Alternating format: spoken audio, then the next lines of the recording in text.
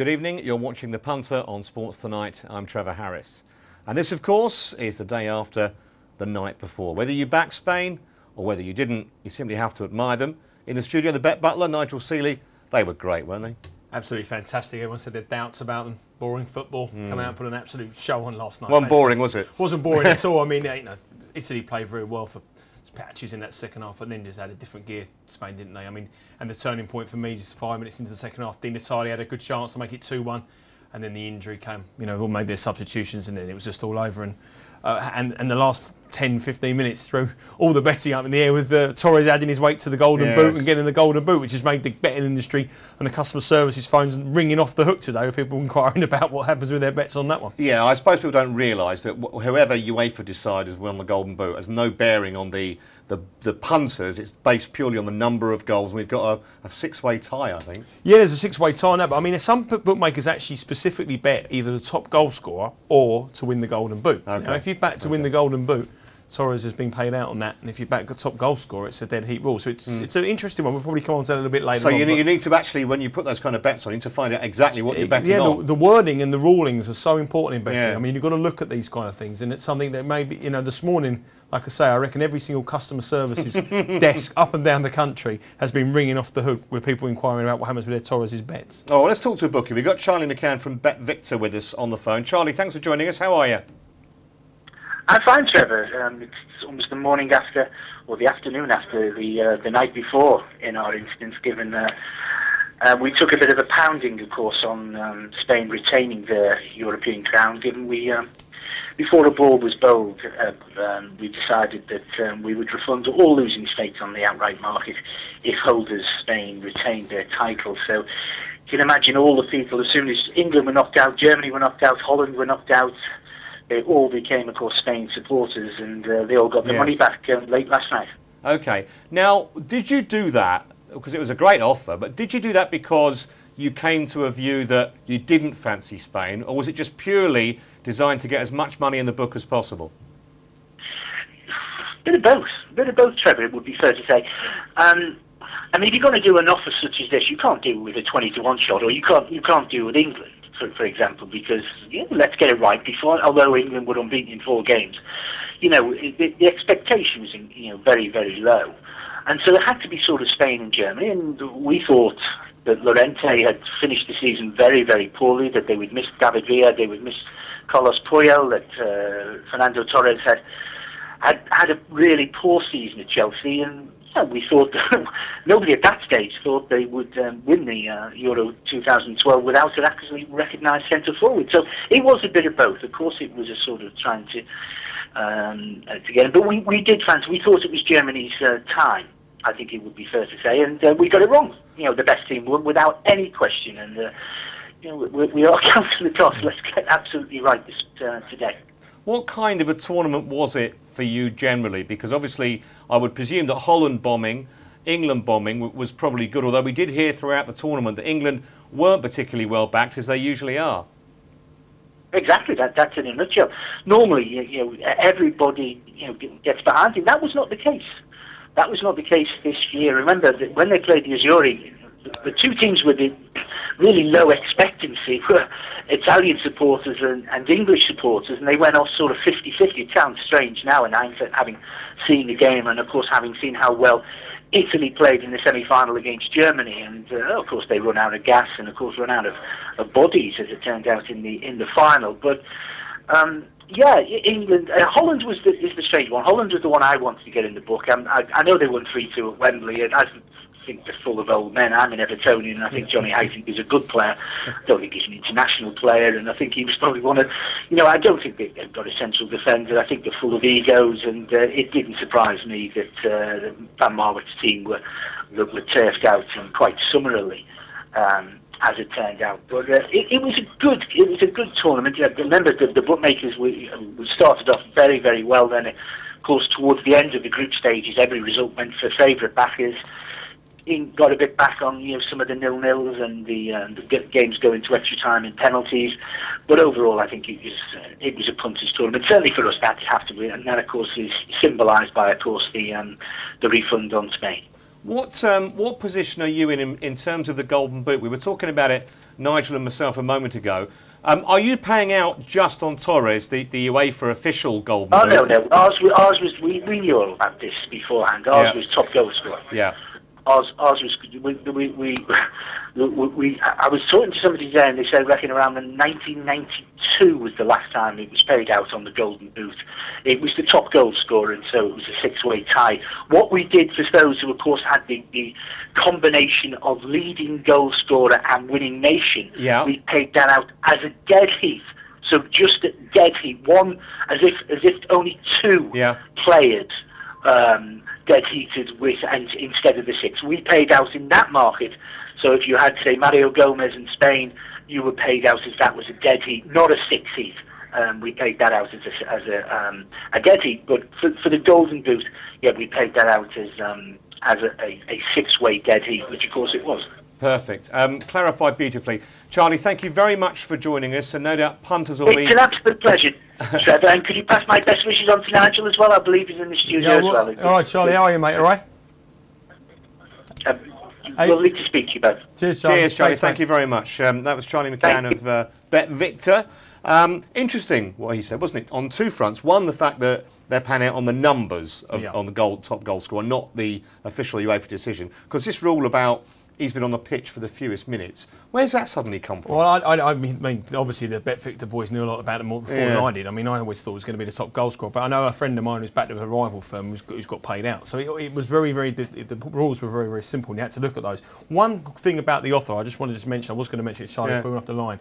When I was working in marketing departments at bookmakers, they used to say to me, do an offer, but never, ever be lower than 6-1 about the offer.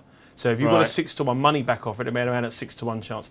Bet Victor took a chance there on a 5-2 chance. It was an absolute tremendous offer. Other bookmakers, high street bookmakers, were doing it on England. England was 16-1. Yes. Money back if England win the competition. That was one of the best offers that punters will have this year. And to do it on the tournament favourites is unprecedented. And really, I know it's backfired on them, but hats off to them for doing that to the punters. It was a great offer. But, you know, everybody didn't fancy this Spanish side. So the market shift against them. Yes. They got that bang right where they thought, but they just couldn't get the result right. But if you look at what they've done and offered, compare that to other high street bookmakers, one's offering it on a 5-2 shot, the other one's only money back on a 16-1 shot. Hats off to them. Yeah, fair play to Bet Victor. I want to talk to you about man of the tournament because it was won in the end by Andres Iniesta. He was 7-2 before the final yesterday. I was sitting here discussing it with Chris Graham on the show, and we were kind of thinking, because Pirlo was very short. We're thinking if Italy don't win, he can't win. That doesn't happen. There weren't too many other players in the Spanish side who were live candidates outside of Iniesta. Well, I mean, it's always good to look after the event. That's true. I'm not saying there, but I think there was a couple of players out there. Who were the other candidates? I think Fabregas was a small contender. He's not started all the games. Balotelli was a contender at the time. But I'm saying if Italy lose. Yeah, but I mean, also if Balotelli scores 2 goals, then Balotelli will get it ahead of Pirlo. I think what the markets was wrong to me. I don't necessarily think Iniesta was a cracking bet at 7-2. Yeah. I think Pirlo was a bad favourite. Okay. 4-6. Okay. So I think there may have been. I mean, I actually backed Balotelli yesterday just for a small 20 quid because he was 18-1, and I thought if he gets the winner and finishes the Golden Boot, it's going to be very hard. I wasn't of the belief that if Italy won it, Pirlo was going to win it. I was of the belief that if Balotelli, I thought Buffon it was one of the two, probably. Yeah, I thought Buffon had a chance as well because I expected a penalty shootout. I mean, I just necessarily think the bookies got the wrong favourite yesterday. I think Pirlo was too short. So for me, I wouldn't have been looking at Iniesta to back him. I would have looked at it then. It's, you know, in hindsight, 7-2 was a cracking bet. I think Pirlo was a false favourite. That would have been my conclusion of it this morning. Okay. Well, it's always fun to look back and see what the experts said ahead, or the so-called experts ahead of the tournament. We did a preview show before a ball was kicked. I was in the chair along with Chris Graham and Wayne Vesey of Goal.com. And this is what happened when we previewed the group stages. Let's have a look, though, at Group A, the winner, and who's going to qualify with them. I think we're all as one with the Russians, aren't we? The interesting one is who goes through with them, Chris. Do you see Poland not really being valued to qualify 8 to 11? Well, I mean, we're here to advise our betting. I advise our betting point of view. So for me, Greece would be the team to go through with Russia. Greece is the word, as someone once Greece said. is the word. All right, let's have a look at, if we can, at the odds to who's going to qualify from Group B. There's always one group of death. Journalists love calling a group of death, and this is the one. Here we go. On the left-hand side, by the way, the odds to win the group, and on the right-hand side to get through to the quarter-finals. Now, it's quite interesting, isn't it, that the Dutch are fairly big odds on 4 to 6 to qualify, Chris, and Portugal you can get odds against. Yeah, well, there's just very little confidence behind Holland at the moment. Everyone I hear is backing them not to qualify. That's what I've been hearing, speaking to people, reading previews and stuff like that. There's not much confidence behind there. And Portugal, we've always get out of the groups, Portugal, every single European Championships. That's a big thing in their favour there. But I just like Denmark at the prices, 4 to 1. I think it's unlikely to qualify, but I think the odds give them the odds make them tempting for me. Neck on the blocks time, chaps, because we can have a look at the odds to qualify from this group, and of course the winners stroke runners-up may very well end up playing England if they get through. There we go. Spain, as you'd imagine, big favourites. Italy, very strong second favourites. But if you fancy an upset, 13-8 Croatia, Ireland are 7-2. Obviously, chaps, you both, from the sound of it, reckon that Spain are going to go through. Who would you fancy to join them? Chris, first of all? For me, at the prices again, it's Ireland. Italy to flop again. Ireland to recreate the spirit of 1994 and beat Italy. Don't think Wayne's going to agree with you. Croatia, 13-8. Yeah, that's my money's going. I love doing this show. So far, we've kiboshed the Dutch, and now we've hammered the Italians. And the tournament hasn't even started yet. Absolutely brilliant. England and France will be the two fancied sides, but I think, gents, you have a contrary view. I know you have, Chris, anyway. Yeah, Sweden to qualify for me, 7-4. I really think there's not much between these four sides. I think are they overplaying home advantage, making Ukraine a shorter price than Sweden to go through? Completely. Yeah. It's all about home advantage, isn't it? For those odds, it's not based on Ukraine have had no competitive football, and they've also, they haven't got a squad to support that at all. Sweden, very good. Well, you win some, you lose some, I guess. And we weren't the only ones who were sweet on Russia and got their fingers burned. They were really popular, Russia, weren't they? Not just to win the group, but to go further than that even. Yeah, I mean, when I come back, I actually backed them. When I come back from the Ukraine, I thought the support they had to get them through. It was the game against Greece that let them down massively. I mean, the draw would have opened up for them as well at that stage. I think they were going to play Holland or Portugal, I think it was. And everyone believed that they got back this like 8-1 to win it. And they were like big odds on to get to the semi-finals. And I think they were the biggest disappointments of the whole competition. I don't think they actually got it. I think Holland went in the competition with all the support, and obviously second favourites, the third favourites, and about 6-1 shots. But I think Russia, once you saw how they started off, they just went into free fall. It was a full storm, that 4-1 win over the Czechs, wasn't it? Yeah, I mean, the Czechs won the group after that was the most interesting group, because obviously everyone had that group down as the low-scoring group. Everyone said it was going to be the Russians get through, the home support, they were going to be playing more or less a home competition. And after the 4-1, they were unbackable to win it. And the Czechs went out to something like 25-33-1 to win the group, and they go on and win it. And they blew it in the last game. That was the killer. To lose against Greece, virtually a home game. I was very anti-Holland. I backed them to not go through, so that was good. I didn't expect them to have 0 points, though. That was a surprise, to lose all three of their games. Well, I think when you lose your first game against the weakest team in the group, you're struggling, aren't you? I think the next two against Germany and Portugal.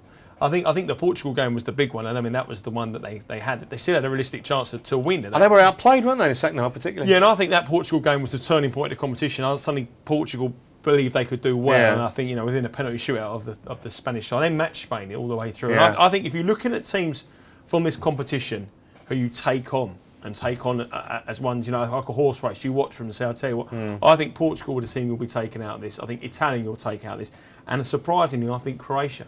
I think they did really well in their group. They matched Italy for long parts of the game. They made appear like they looked very, very strong. And they'll be the three teams I'll be taking out. Obviously Holland have got some rebuilding to do.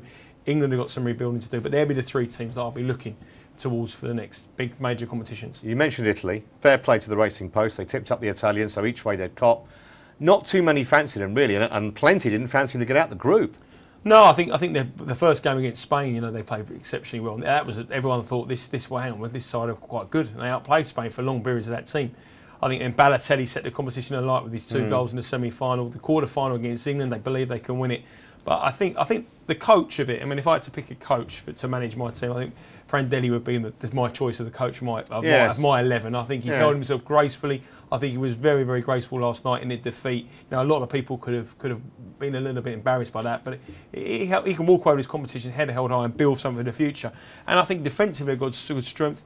Pirlo coming towards the end of his career really hang his boots up on the high of the European football, but in Balotelli they've got a goal scorer, probably the only goal scorer in the competition, out and out centre forward. But I think they've done really, really well. They'll be the three teams for me that I'll take out of it. The Italians hold their head up despite that outclass last night, but you know, they were 2-0 down against the best team in the world at half-time. The uphill struggle. No chance from there. All right, we've managed to get through the first part without really mentioning the E word, but we will be talking England and their World Cup qualifying chances right after the break.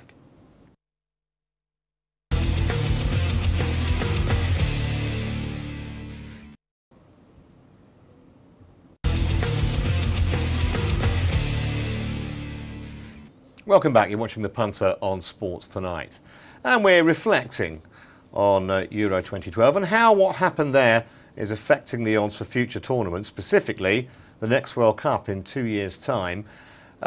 Will Spain have been cut? I think they've been cut a little bit for that tournament on the back of this success. Yeah, they would have done. I mean, I think what you see last night was, I think, the best footballing performance I've seen for a long, long time. I think I think they're the best footballing time I've ever seen. Now, they're going to the unknown. They're going over to South America to do something no one else has ever done. Now, I think the gap between South American teams and European teams is closing massively because all the South Americans are playing Europe. I don't think it was as bad as it would have been 20 years ago to go to Argentina and win in 1970. I think the European sides are better. Exactly, no exactly. No But what I'm saying is I don't think it's a difficult place to go anymore. I mean, you go back 20 years ago, it was very hard because no one knew how the conditions. The players played over there, they didn't play in Europe. Now I don't think this is such a thing. I don't think you have to be a South American team to win in altitude. I don't think you have to be a South American team to only win in South America. And I'm surprised that Spain aren't favourites. Well, let's put the odds up. We see exactly where we stand as far as the World Cup 2014 outright market. Brazil, the hosts, you'd expect them to be favourites. They are. Spain, the defending champions, are 11-2. Argentina just a half a point bigger at 6s. Germany at 8s. The Dutch at 16s, Italy 20s, and England 25s, and that's about the biggest price I can ever remember for England for a major. I cannot think they've ever been that price for a major. No, I think they'll be bigger. I don't even think they qualify, so that's another thing. You don't think they'll qualify? Well, I don't think they'll win the group. I think the group's a lot tougher than people think. I think we've got a big rebuilding job here. We'll come to that in a moment. But I mean, okay. I think Spain should be a lot closer to Brazil. I think Spain are likely favourites. I mean, I would. So they're a bet at 11-2. I wouldn't back anyone with 2 years away from competition. I haven't got the money to tie it for 2 years. I haven't got the money you've got, Trev. Steady on. I mean, the top three are very short. I mean, Germany started off this competition as joint favourites with Spain. I think Germany are a younger team, so obviously in 2 years' time they're going to be a better side than what they are. Yep. Spain are obviously start aging. Whether they're going to be the same as they were 2 years. They've got a few young players coming through Alba, but he's got the Ramoses, the Iniestas. Well, Fabregas will still be young. Juan Mata will be young. Yeah, but I still Iniesta is still the he's not going to be old. How old is he? He'll still be in his late 20s, early 30s. He looks older than he is. He looks older than he is. I mean, well, in that case, they'll win it. But, I mean, like I said, there's another couple of teams on the list that I think are decent value. I think the teams you take out for the competition, I think Croatia have done very well.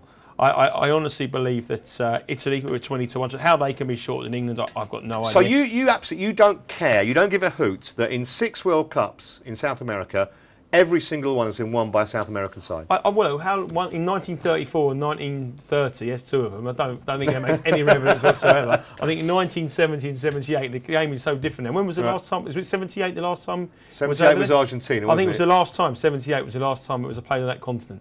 So and obviously got Mexico as well. If you know, doesn't count. No, 78 would have been the last time. But I mean, I don't think what the game is now, and all these players that play in Europe and the players who have played all across the world, I don't think it makes as much a difference as it was. Right. Travelling in 1934, if you're a French side going over there, it's a totally different kettle of fish, and I don't think that is the case anymore.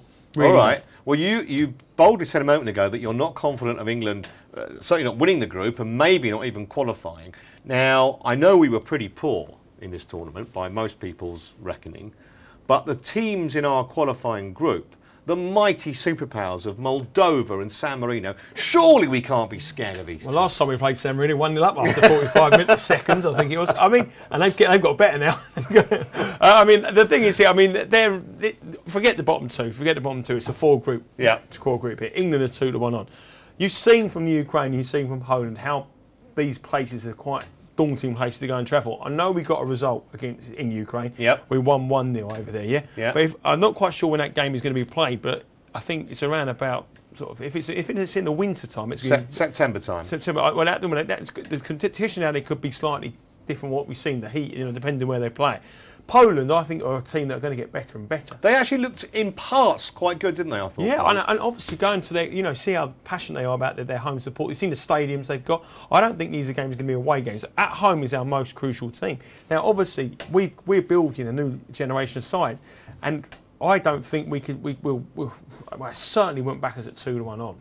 I mean, Ukraine, when we played the Ukraine over there, we were 10-11 to win that game, even money win that game. I think the gap between England, Ukraine and Poland isn't as strong as that. Now, we should have enough to get through that group and qualify for the World Cup. We'll be about 10 on shot to 8 on shot to do so. We'll see that in a minute. But we won't win it. I don't think we'll win it at 2-1. I really don't. Well, I'm not convinced we will.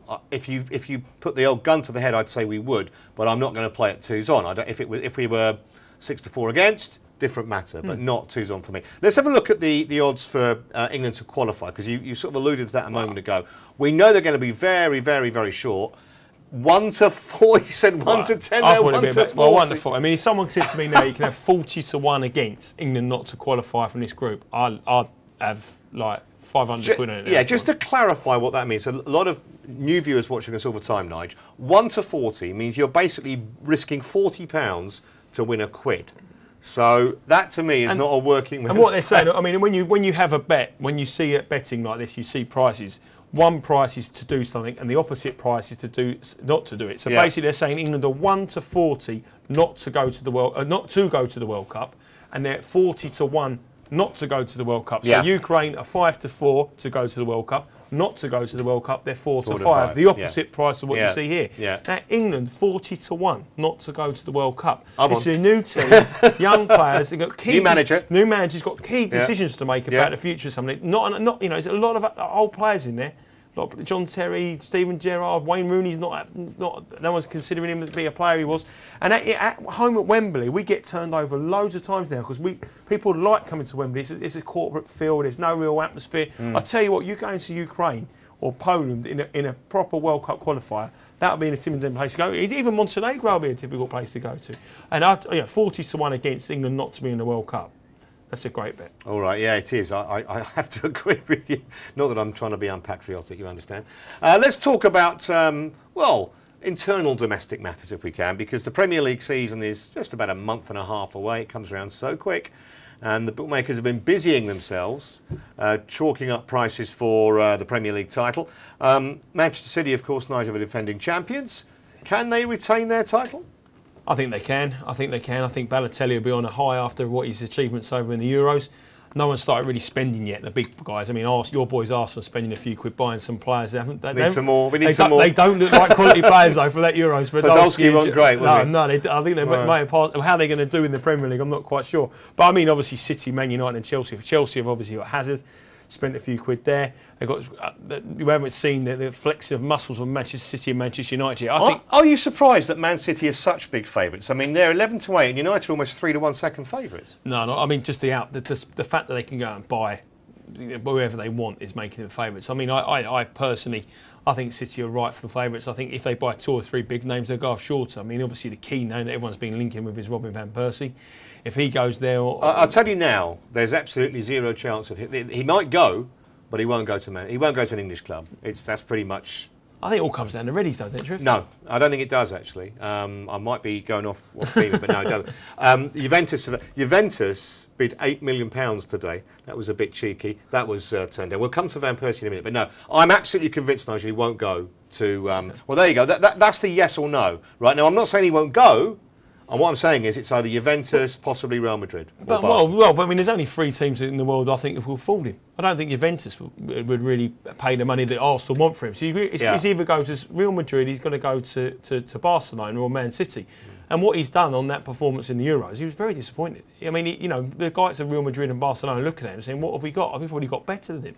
We've probably got better than him. Why would he want to go there? I personally, I mean, you've obviously got an inside track on the Arsenal, being an Arsenal fan yourself. I'm 99.9% sure he won't go to Man City. Oh, okay. Well, that's very interesting because I think if you looked at the betting of where he's going to go, Manchester City will probably be the favourite. So, I mean, I'd be a layer. Well, they've got to offer him some decent way to stay there, and it's a real test for Arsenal to see if they have got the credentials to go further. I mean, and these players are signing there, probably signing there for the fact they're going to play Robin van Persie. So.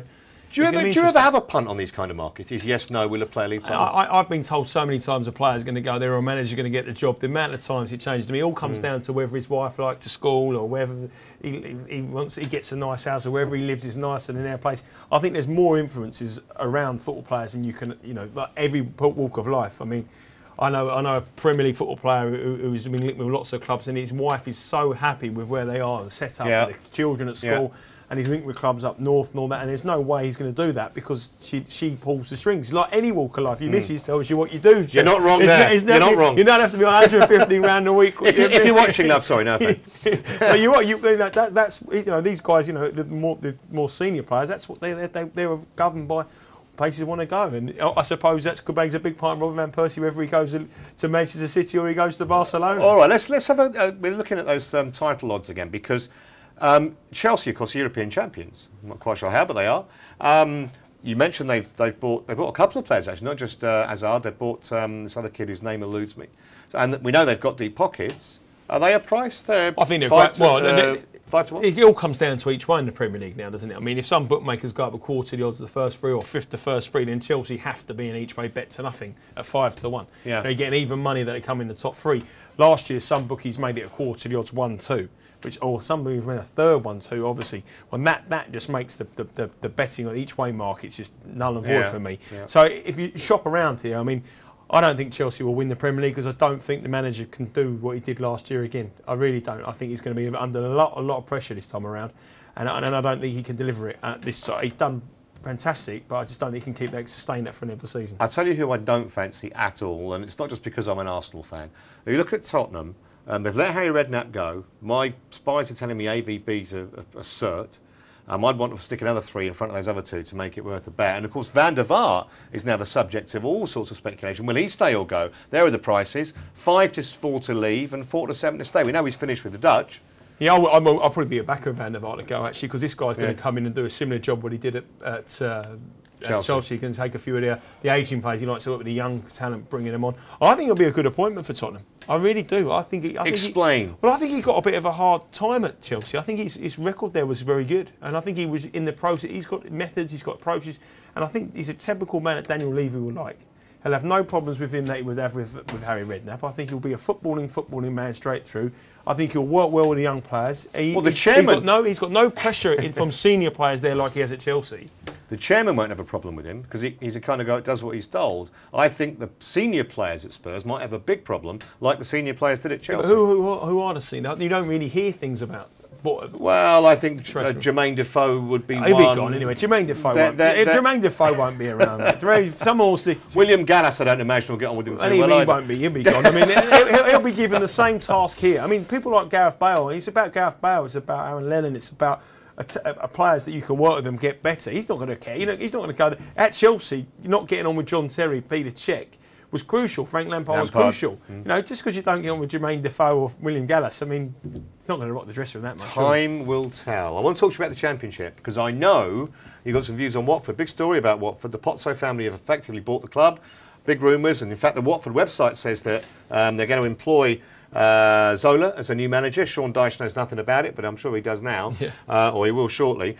Are they a punt, Watford? Because they were, mid-table last season, which was the highest they've been for a while. But an injection of cash, these guys own Udinese in Italy, so we can assume Zola will have a few quid to splash around. Yeah, I mean, I think this is a very, very tough league, though. I mean, let's get me right. One thing about Watford is they won't start the season as a 33-1 shot. No. If Zola does get named the manager, well, maybe get on now because the website says he is. That's what I'm saying. I mean, Yeah. I would get on now because there'll be big names to come, but obviously they've got to change the football culture of Watford, what they've been used to over the years, and then suddenly bring in Zola and play this attractive style of football. Leeds have been very popular here at 12-1 for the last few weeks. I think he's got a massive rebuilding job, but if anyone can do it, Warnock's the man. He's going to buy half of the QPR reserves and try to emulate what he did at QPR. But the team I really, really, really fancy is Bolton. I think they've got the nucleus of the same team as it went down. Obviously, they've got the Jessica Lynham, but they've got the guy who was in goal for the season last year. Didn't really get in the side. They've got quality. They've got Premier League quality. They've brought in Keith Andrews. Yes, and they bought the Watford striker Silvera. Looks a decent player. And they've also bought Mills from Leicester, the favourites. And and you're buying good players from the team that's supposed to be favourites. Leicester didn't really do much for me last year. They flattered the sea. They were Championship favourites for that league, but I think Bolton each way, I think they'll come straight back up. If you look at their record when they've gone in this division, they've always played the kind of football that gets them straight back out, and they're physical, they're strong, good manager, very good manager in Megson. I mean, how he dealt with the Mwamba situation last season was superb, and I think they were a Premier League side. They've got the setup, they've got money, they haven't kept the nucleus of the team. And I think Watford could be the ones, probably not this year, but next year. But Bolton is, for me, all over Bolton. Okay, well, we're going to change tack now. Football will be here soon enough. Here right now, Wimbledon Championships, and the women's in particular, which always looks, from a punting point of view, more interesting than the men's. Not saying for tennis necessarily, but we're going to talk about all of that. The women's quarterfinals, of course, tomorrow. We'll have the outright markets as well, right after this break.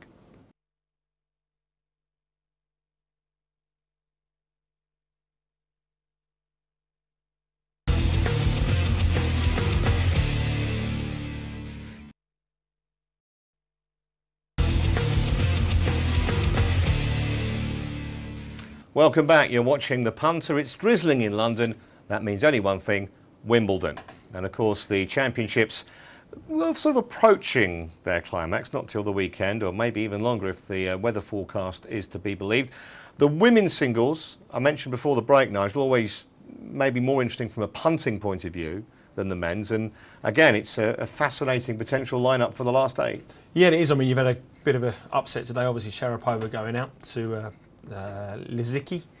Not so much a big upset if you're a big tennis fan, because Lisicki's got a big grass court game, she's got a big serve, did obviously very well here last year. But on the back of being the French Open champion, I think it's the 6th Grand Slam where someone has won the Grand Slam before and hasn't progressed to the quarter-finals. So this sort of tendency of the people doing well in a couple of women's games, there's some big outsiders here, especially in the top half. You're definitely going to get a shock result. But I mean, all eyes on it. The big game is going to be Serena Williams against defending champion Kvitova, which bookies are saying whoever wins that's going to be the very clear favourite. Glad you mentioned that, because our tennis betting expert Mark's on the line, or on Skype actually with us. How are you, Mark? Hi guys, how are you? Yeah, we're good. This is clearly the tie of the round, so to speak, isn't it? Serena Williams versus the defending champion Kvitova. How do you see this game? Yeah, absolutely. It really is. Match of the tournament so far, especially in the women's, and it's worthy of the final. All of my power rankings here, they're pointing to Serena in quite a big way. I mean, her recent matches have gone, 3 sets most of the time, but if you actually look at her stats, they're standing up pretty well, and Serena holds the head-to-head. She's winning 2-0 in the head-to-head. I don't think she's dropped a set in those 2 matches, and I can't see past her here. All right, well, let's bring the odds up, Mark, because Serena is favourite, so the bookies are kind of agreeing with you in that regard. 4-6 odds on about Serena Williams, 6-5 about Kvitova, the defending champion. The one thing I'd say, Mark, is when I watched Serena play today against the world number 60 odd, and she squeaked through in a very tight and quite a long third set. To me, I've seen her play better than that. Yeah, I think sometimes in these tournaments, Serena, maybe not purposely, but maybe subconsciously, she makes matches tougher herself in order to try and pull through them. But in the end, when it comes to the third set and when it's really crunch time, she just has that X factor, and she really intimidates the player on the other side of the court.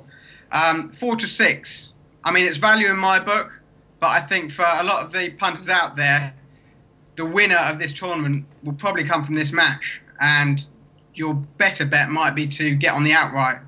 Yeah, I totally agree with you there, Mark. I mean, the thing is about her serve's getting her out of trouble, isn't it? I mean, you saw in the round before when she played, is it Zheng, wasn't it? The Chinese girl. She served 27 aces, and in women's tennis, she served 27 aces. That is incredible. Yeah. I mean, that's a sort of Murray wouldn't mind that, would he? He wouldn't serve 27 aces. But I mean, that if you've got that weapon on this court, you know, it's always going to get you out of trouble. You get out of jail card, isn't it?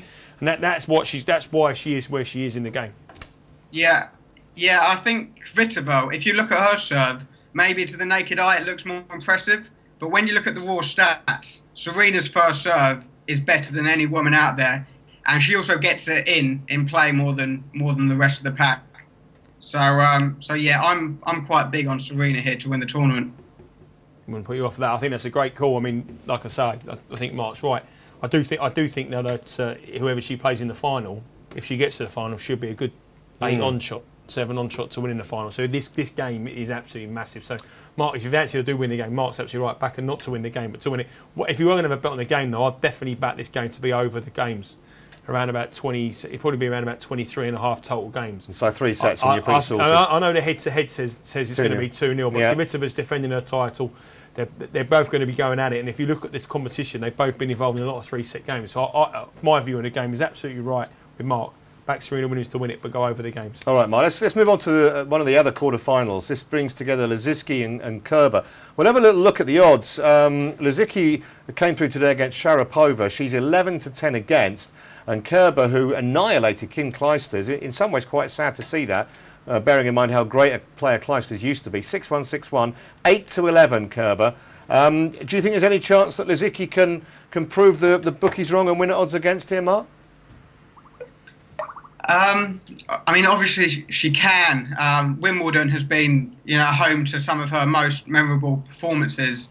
But really, Kerber, she's maybe to many punters out there, she's flown beneath the radar. But she's had a really impressive year. She played very well in the tournament before Wimbledon. She's got that left-handed advantage on the grass, and she leads the head-to-head 4-0. I actually make her a 70% favourite here, so yeah, that definitely points towards value on Angelika Kerber. What do you think, Nigel? Well, I mean, another thing Mark made there, I mean, in the years of doing tennis, you cannot underestimate the head-to-head record. I think the head-to-head record is most paramount in this sport than any other sport, because obviously it's you against that person. So you've got a psychological advantage knowing you've played them 4 times and you've beaten them 4 times. Regardless, the surface and the head-to-head is very important as well. I think that's huge. I mean, you talk about it in football, you talk about records and snooker matches and all that kind of stuff, but I think tennis is absolutely huge. So I agree with Mark again. I'm sorry about this. It's not very good TV. I know when Mark's having a good tournament. No, it's great because punters get to know it. So unanimous decision. If that was my house, all those figures in the back would all be knocked on the floor. What are those figures, Mark? What are they? Up there, they're WWF wrestlers, classic WWF wrestlers from the 90s. Well, they would all be thrown on the floor when one game went against me. I tell you. They've never moved. He's having a good tournament because every time he comes on, they are never ever moved. Those they'd be all over the floor if that was me. All right, let's move on to the third quarter final, Mark.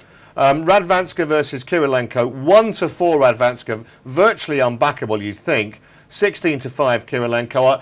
I suspect you're going to tell me there's not much chance of a shock here. No, I've just looked at the odds myself, and it's pretty bang on. If we assume, we're looking at Kirilenko Radwanska here. Correct. Yeah. Kirilenko Radwanska. Let me just have a quick look at my numbers for that one. Yeah, Radwanska. She's kind of like the modern day Martina Hingis. Really good movement. Got so much variety, and it's only really the big hitters that can find a way through her. I think Kirilenko is one of those players, a bit like maybe David Ferrer or Davydenko years ago, where they kind of know where they are in the food chain. They can, eat what's below them, but they know their level. And I think Agnieszka Radwanska is going to have a bit too much here for Kirilenko. No chance for Kirilenko, Nigel? No, again, I agree with the expert, Mark. I mean, she's a junior Wimbledon champion, Radmanskome in the past. She's got a grass court game. She's never really delivered it here, but she's had a great season. She's up to number 3 in the rankings. She's only number 3 in the rankings for a reason, because she's in form. So, I know, I agree. I do think all these games could be quite long games, though. I don't think they're all going to be straightforward, straight sets wins. I think if you played overs on the games, sort of 21, maybe that could probably be around 21 and a half. I think you'll get two long sets and you're not going to lose. You could get a run for your money here. I even won one long set and one just a normal set. Yeah. I think these quarterfinals all look quite tightly matched as far as and I don't think they're going to be straightforward, but I do think the favourites will prevail. All right, we're going to move on to the women's outright market, which is interesting because Sharapova obviously has gone. I can't remember who. Did you say, Mark? I think you said, didn't you, when we spoke to you pre-tournament, that if Serena got through the first week, she was worth a punt, and obviously she has. Are you still pretty sweet on it? 13-5 she is now to win the title. Yeah, I think obviously a lot of the value is gone now that Sharapova's gone out. I kind of liked her. I've kind of liked her all the way, but the fact that Serena went out of the French so early meant that she was possibly a bit undervalued here. Well, we're going to put the odds up for the first 7 or 8 in the market, just so we can have a look. Williams 13-5, 4-1 Kvitova, the defending champ. Azarenka 9-2, 6 is Kerber, Radvanska's 8s, 9's Lisicki, and Pasek's 22-1. So it's a bit congested. Once you get past Serena, it's a bit congested in there. Anyone that we should be looking for where there might be value?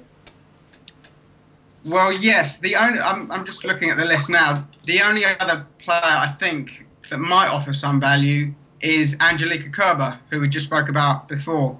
She's been in red-hot form. Again, she's got that left-handed advantage. And if she hasn't lost a set in the tournament so far, she really is in impressive form. And, that's the only person I can see causing Serena some trouble. Okay, just a brief word from you, Nigel, on the outright markets. Well, I mean, I think the top half's very, very tough. I think you obviously got. I agree with Mark as well. Again, as boring again, but we both said last week if Serena Williams gets through to the second week, I think she's a bet to nothing at around about 130, which she was then at that time. I think she'll get through in Kvitova. I think if she beats Kvitova, she'll probably be a 4 to 6 chance to win the competition, maybe. Yeah. So you've got to take a chance to win the whole thing rather than the match. I think it's great. All right. And if Serena Williams does go out, I want to come back in and see all them WWF wrestlers all smashed all over the floor. We'll sort that with Mark later. Mark, thanks for joining us. We'll speak to you later in the week. All right. Cheers, guys. Cheers. When we come back, we will be talking even more sports. We like to be diverse here on Sports Tonight, including Olympics and cricket, so don't go away.